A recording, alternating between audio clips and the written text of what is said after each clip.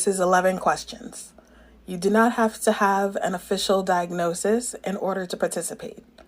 This is about learning how each of us maintains our mental health, regardless of whether or not we are diagnosed with a mental illness. You do not have to be a Black female to participate. Mental health struggles and mental illness do not discriminate. Each participant will answer the exact same 11 questions, but every answer will be real, based on true experiences. Stay strong, stay healthy, and know that you are loved. Please identify yourself. I'm Joan. Have you ever been diagnosed with a mental illness? If so, what was the diagnosis? Do you feel that it was accurate? I was, as a younger person, long ago, and so it's what's called bipolar disorder now. Back then it was manic depression, and I still have a diagnosis of occasionally of depression as well. And I do believe it's accurate. It explains a lot of my behavior and my feelings and things that I do, both for the better and the worse. What have you struggled with the most when dealing with your mental health issues? Mainly, I was afraid to medicate or do anything with it. One of the problems was that I was an artist, and when I was at my very worst in either the mania or depression modes, that's when I produced the best art that people wanted. And, and so I felt that if I medicated it, I wouldn't be able to produce that anymore. And I actually had to decide whether it was worth my mental health to continue being an artist. And that was the most difficult thing. What has helped you the most to overcome your mental health issues? Like I said, it was a matter of making a choice, and I am no longer a commercial artist. I don't accept money for my art for many reasons, but one of them is that I don't want to be in that mode where I have to be in some extreme to produce something that I would deem worthy of being called art. So that's been a pretty hard thing. I've had to give up a piece of myself. It was a sacrifice. What coping mechanisms have you discovered? Mainly, I've been exploring how much art I could do without really hurting myself or other people, mentally or physically or otherwise. There are times when I have in my work have veered more towards the art end of my abilities, and I don't remember it clearly, and this is part of the problem. But I do when I recall these things, believe that I was difficult to deal with. I was probably very, very angry and very abrupt with people. And the coping mechanism is I do have to pull back, and I've had to learn to say no when asked to produce in a way that would require me to kind of be in a different mindset that I'm comfortable being. Have you sought the help of a therapist or psychiatrist? Has it helped you? I have spoken to a few briefly, but I felt that they were more interested in my getting better. And as I said, I was hesitant to medicate because it felt like this was an integral piece of myself, and I wasn't willing to lose it. So I've had to back away from therapy. But I've been fortunate in that I've been able to identify that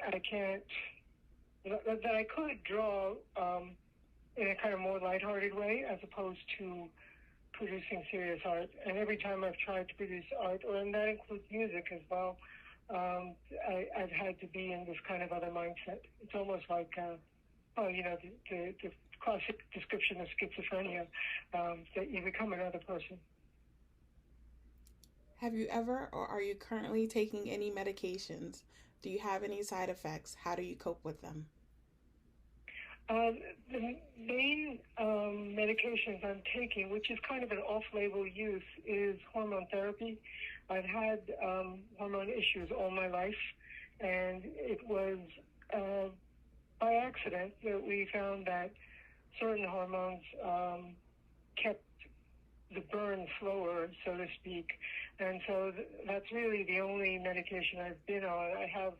I have tried other antidepressant type of medication, but they tended to make me pretty loopy and forgetful, and that made me. It was a little bit like drinking too much. It made me very uncomfortable, and so I don't do that, and I don't take things like Zoloft or any of those antidepressant meds. I'm on very low dosages of certain hormones, and that seems to have taken the edge off of a lot of the anger I would have felt. What advice do you have for people who are struggling right now with their mental health issues? I think it's important to kind of figure out how far you're willing to go and what does get better mean. I have a tendency to want to do the minimum required rather than to, and some people I know take as many medications as they hear about or are offered, and they let the chips fall where they may. I did that, not exactly, but I took a low dose of Zoloft, and I didn't like the effect. I mean, you have to be strong enough to say this is not working.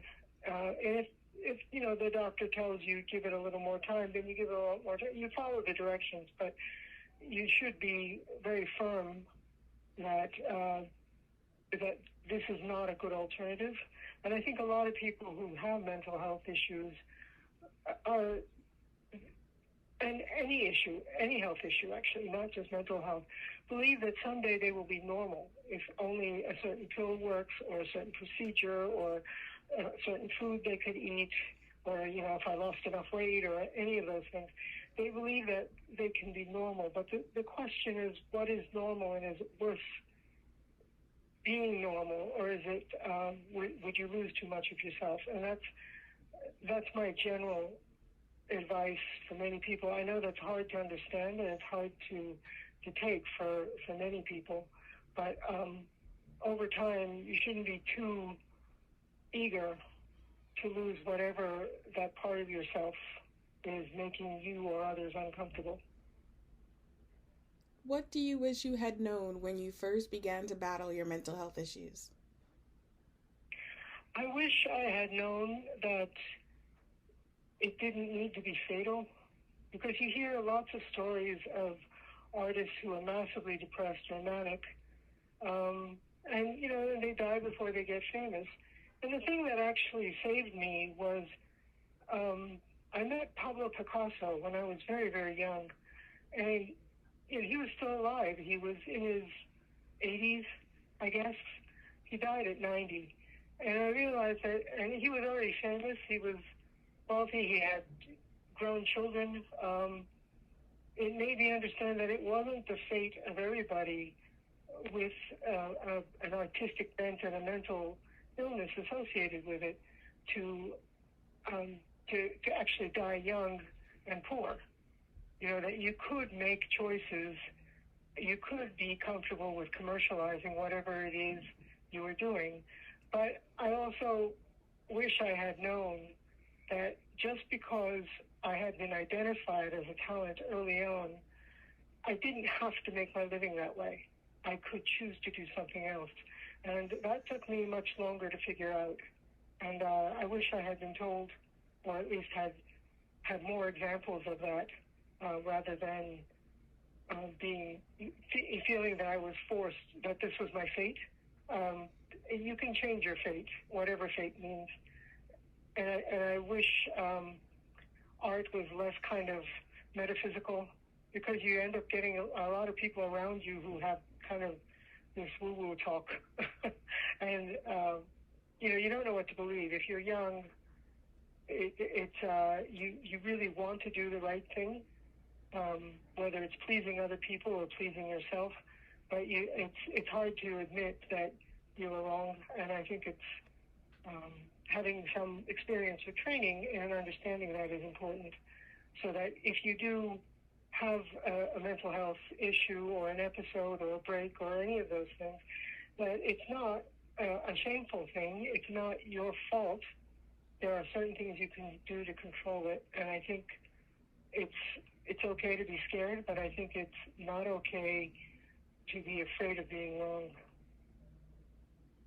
Are you healthy currently? How long have you been healthy? I've been healthy, at least in terms of being societally functional, since I gave up the 110% art career. So that was in my 20s probably. I also gave up other things that I had tried out that I realized required these kind of mood swings for me to be at my best performance. I really needed to figure out how to make a living without, being so passionate about it.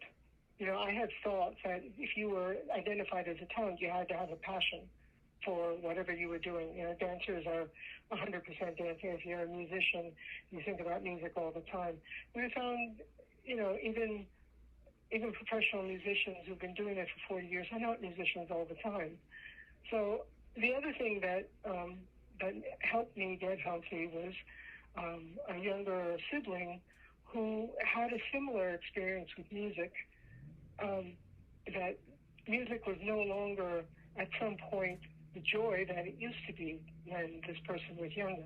And I could see it was useful to have another perspective. So I was probably in my mid-20s by the time I could declare myself healthy enough to look for other options and to make good decisions as opposed to doing what I thought had to be done.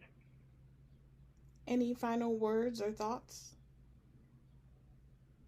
I think it's worth looking for other examples of how people live with a mental disease, with or without medication, with or without therapy.